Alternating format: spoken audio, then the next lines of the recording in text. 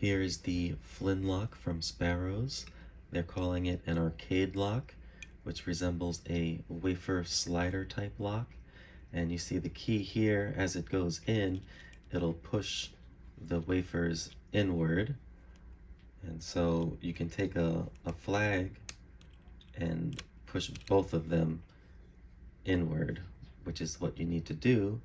However, you need to also not block yourself with your tensioner. So what I was doing is grabbing the heavy bars from Sparrows. I would tension the top, go through and pick, and then I would switch, grab another one, and then I have access to the bottom just fine, going this way, picking up like that. And there would be several times where you need to switch back and forth to make sure you get all the pins, and that worked out just fine. However, I realized I was overthinking it, and you can just use a simple regular tension wrench, and just like that, you get all of the tension you need while still leaving room for your pick to slide both underneath and above it to be able to pick it that way. So let's take a look at what that looks like.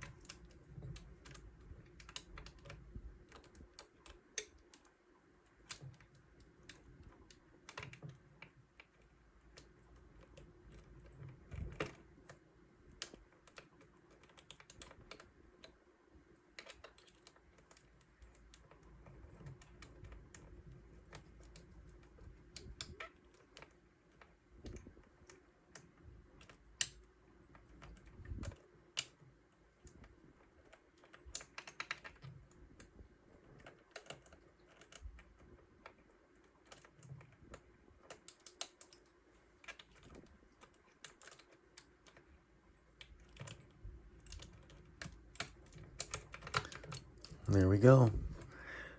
It's a little tricky because it's hard to do that without looking directly at it, and the camera is in front of me, but that's how it's done.